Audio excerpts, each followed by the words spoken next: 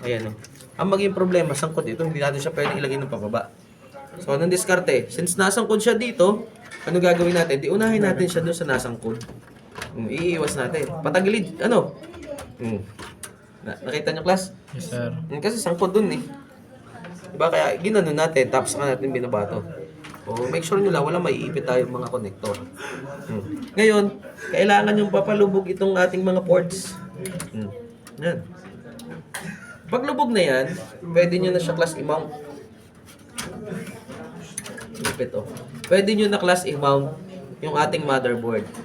Ayan oh. So yun nga lang class, sa pag-mount natin, syempre kailangan yung tornilyo. Conforme class, walang problema dito. Ito kasing ating ginamit na tornilyo ngayon, sa ngayon ay T-type. T6, T7, T8, ito T9. Okay? So ayan oh, flower type ang style niya. T-type. Okay? Usually na gamit nating screwdriver, positive at negative, yung ganyan at saka yung flat lang. So pwede naman yon, walang problema. Basta alamin yung class, siya ay centimeter, yung malalaki ang awang. Okay? Para pumasok siya doon. Anyway, sa pagkakabit natin yan class, kung ikaw ay nauna ditong maglagay, syempre alam niyo naman kung paano magigpit ng screw. Pagka pa kanan, pahigpit yun. Pag dito ka naglagay, opposite corner ang kasunod niyan dito. Ayan o. Para hindi ano. Para hindi umuga. Para class pantay na siya.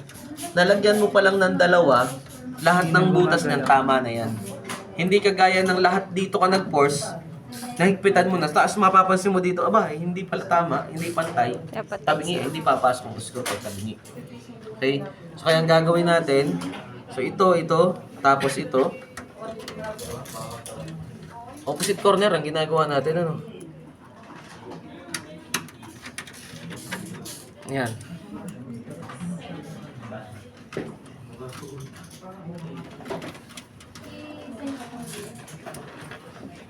Pa-divide na ako ng class ninyo sa 3 grupo. Tapos ang makakapag-demo lang ay 2 grupo. Yung group number 3 uuwi na. Next week na yon. Pa-divide sa 3 grupo.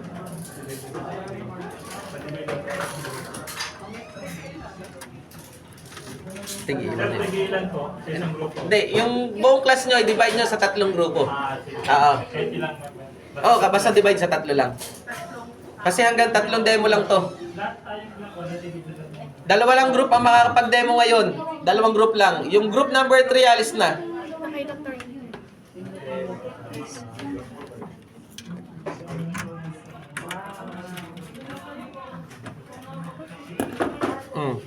Ngayon, Ito? hindi na natin lalagyan to. Ano? Kasi para yan doon sa cooler natin. Okay? So, ngayon class, pagka ito, check nyo ha. Ito kasi, wala siyang pan, di ba? Nakita nyo, hindi kagaya coolers, dapat may pan talaga yan. Ito ang pan niya. Kaya gagamitan natin siya dito. Oh. Yan. Ngayon, ang problema ngayon natin dito. Tingnan nyo. Pwede ba ganyan? Nagbugas siya ng hangin, pero pag tama dito, wala lang, babalik din yung ganyan. Oh. Ngayon, ito mapapansin nyo lampasan niya. No? Kita ko mata nyo. Oh. Lampasan. Kasi ang objective niyan, yung makakam up niyang init, tatamaan ng hangin para ma-absorb. Okay? Mawawala din. Ngayon class, 2 objective. Either ito or ito. Kasi pwede pa, sakto din yung mounting area natin eh. Pwede pa kayo ito. Oh, now, magiging problema natin since lalagyan natin ito yun. Oh, tingnan nyo. Meron kasi siyang pipe dito. So, kung sa model at model, ang gawin nyo class, kung halimbawa hindi nyo matandaan, kasi kunyari hindi nyo natanda, ang gawin nyo, before nyo siya i-mount, alamin nyo muna kung para doon siya. Oh. Para hindi yung pag na-mount nyo na, ay hindi pala saka magtatanggal kayo. Sayang ang oras. Okay? So, malamang-lamang, hindi pwede sa kaninang pwesto. Ito yung pwesto niya. Ayan. Ha? Kailangan may ganito kasi, yan o, yung hangin na i-blow niya, dito pupunta yun. So, ito yung match. Ay na, may araw naman. Okay? Hindi lahat may ganyan. Oo. Promise. Saka baka hindi nyo makita, tinatanggal ko talaga yan eh. Ay. Siyempre, doon tayo sa dapat nakinig kayo. Okay? Opposite ulit class ha. Ito yung muna kong nilagay, sunod ay yung kanyang opposite corner.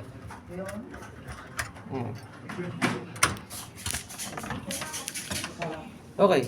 Ngayon, bago natin lagyan ng cover, syempre, sasaksak natin to sa board para may control tayo para siya ay gumana. Ayan. Oh, ayan. May supply na siya. Yun na, nakagalagay siya class ha. Ito ay Kayan type. Hindi yan papasok pag baliktad. Okay? Ayan. Alright.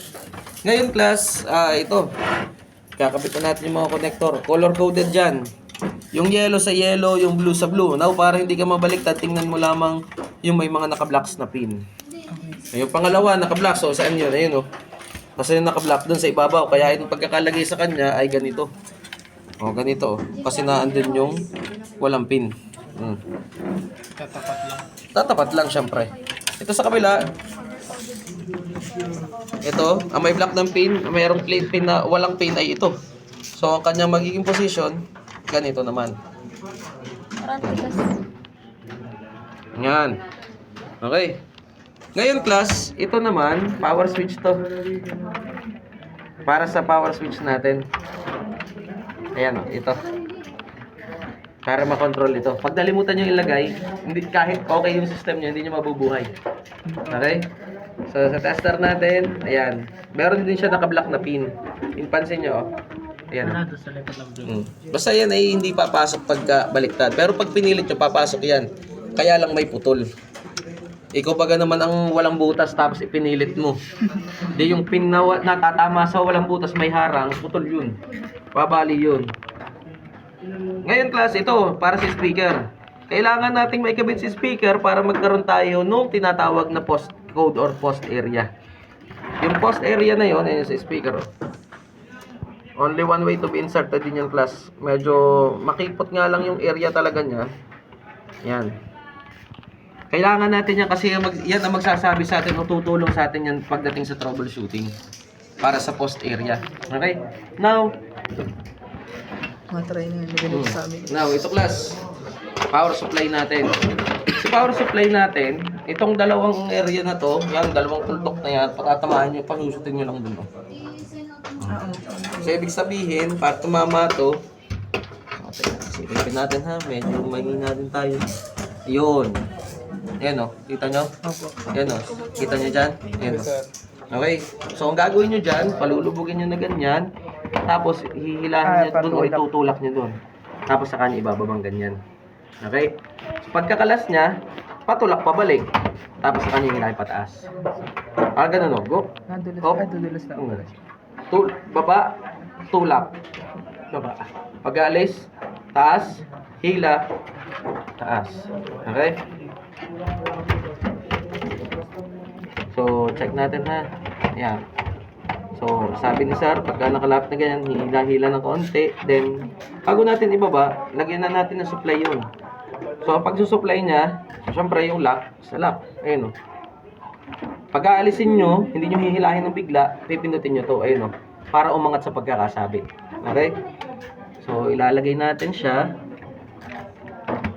Tapos, syempre, nag-required tayo ng para sa sensor. Hindi lahat may ganyan.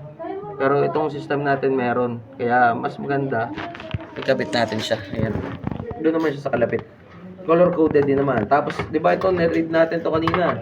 Pag supply yan, syempre yung lock, alamin mo lang kung nasan din yung kapatch ng lock. Ito, nandito sa area na to. Ayan. So kaya, titingnan nyo din dapat dun sa sasabit. Okay. And then I think ito ay para sa mga drive. Hindi tayo magkakabit ng drive kasi yung pagmamanipulate ng drive ay doon na natin gagawin. Kasama ng partitioning. Kasama sa BIOS. So, pagre-reset doon na rin. So, ito ay gagamitin natin for assembling at for troubleshooting. Now, I think pwede na natin siya buuhin gamit yung connector ng ating monitor which is BGA type pa. Ngayon, class, ang gamit na natin HDMI o kaya DP. Ayan o. May DP naman siya, kaso itong monitor na to pang BGA lang eh. Kaya BGA yung kanyang gamit natin na cable. Okay. So, pwede nyo siyang ilock, pwedeng hindi. So, para malock siya, screw type lang naman siya. Ikutin nyo lang. And syempre, kailangan ko ng input. Kasi ang objective natin, may input at may output. So, any USB type naman siya, any USB port siya, kung PS2, pwede rin naman. Okay. So, syempre, kailangan lang natin siyang supplyan. Sana? Yun. Ngayon class, buhayin natin. Ayan, buhay na. Wala naman sir count ito kapag ano. Wala naman. So, ang objective natin dyan, dapat class ay merong input. Ayun, no? Ang response taas may output siya. So, class, sa input, dapat nagre-response, oh. Pag pinindot, mamatay, nabubuhay. Yung mga locks, ayan, scroll lock, gano'n eh. Caps lock, lock. May response. Okay, may input, may output pa. Yan yung objective na dapat mangyari. Yan yung dapat yung pagsikapan kung paano mapapa-output yan. So, ito yung part ng troubleshooting. Patayin ko ha. So, dapat ganun din, namamatay din siya pag pinindot. So, kalasin ko muna ulit. So, class, tingnan nyo yung objective kapag halimbawa, kunyari ito, sira yung ating memory. Consider ko na tinanggal ko, pero kunyari may nakakabit, pero sira. Ganun din lang din naman yun eh. May nakakabit at sira. May nakakabit na sira at wala, iisa lang din yun. Tingnan natin. Binuhay.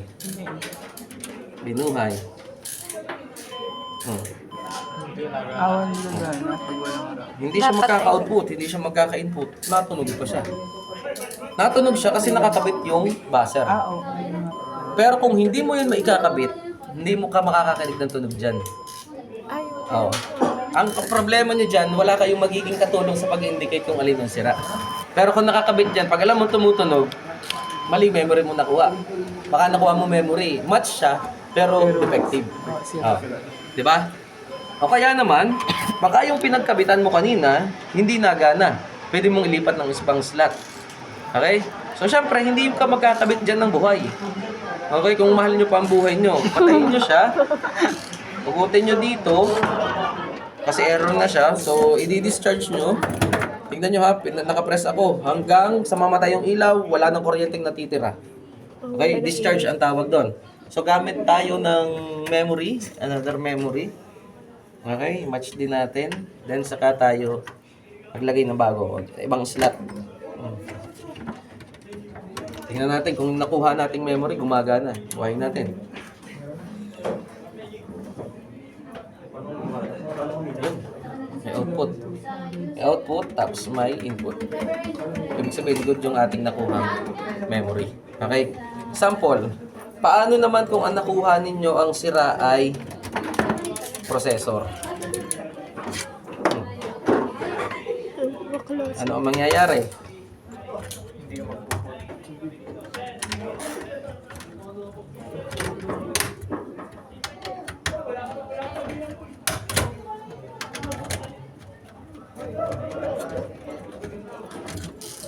Ano ang mangyayari kung sakaling ang sira ay processor naman?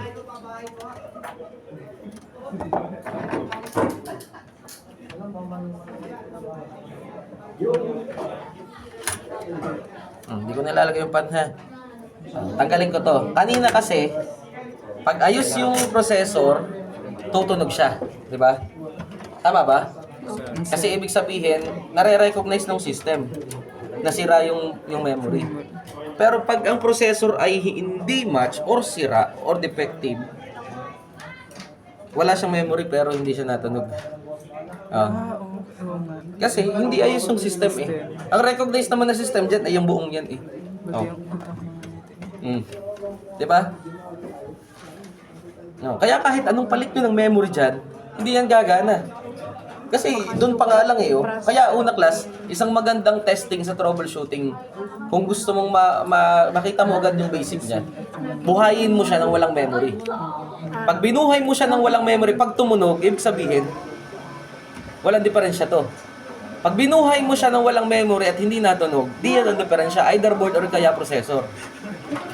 Dalawang maging option nyo. Alin ba mas maluwang tanggalin? Yung processor o yung buong board? Oh, di ba? So kaya discardin nyo yung mangyayari.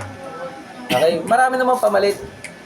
Okay? Basta ang usapan natin, patest mo na hindi nagana, palitan mo. Hindi yung pag nasira mo, saka mo papalitan. Okay? Siyempre mag-aamoy sunog naman yan dyan. Kapag sira o pag napausok nyo. Okay? Ngayon, ang gawin natin, alisin natin to.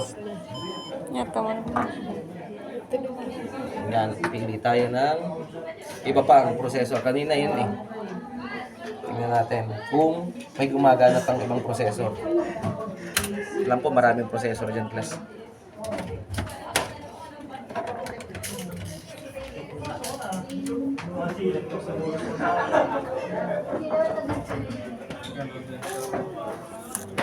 Diyan na ba? Hindi din. Hindi natunog eh, ano? Alisin natin.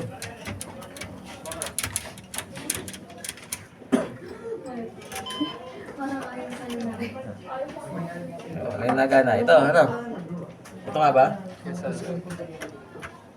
May dalawa pa doon. May dalawa pa doon. Sobrang dami ng ano. Hindi nyo kailangan lahat testingin. Yun nga lang, class. Mayroon nga sa mayroon siyang specification. Halimbawa, 2.3, yun na sa inyo. Nakita nyo yung tatlong 2.3, ibig sabihin, tatlong pwede yung maging option. Siyempre, kung may 10 at hindi naman 2.3 last, alangan subukan mo pa. Di ba? Kasi pag kinuha mo yung hindi para sa iyo, madadamay yung may-ari mo. Halimbawa, 2.5 yung kinuha mo, ay nakalagay sa papel nung katabi mo 2.5. Ay, natitira, dadalawa yung 2.5, isang nagana, isang hindi. Nakuha mo pa yung nagana, hindi gagana yung kanya. Oh, di ba? Pares kayo. Oh, ayan class, oh. Binuhay ko, tumunog. Kasi walang memory. Na-recognize na, okay yung system. Okay tayo dun, ha? So, yun lang class yung objective natin. Kailangan, meron siyang output, meron siyang input. Tapos yung tester natin, gagamitin natin yan para matest natin ang cord, yung supply, at saka yung ating power supply. AC, DC, at saka yung continuity checking. Okay na? Okay, so class, sige, goodbye. Ingat.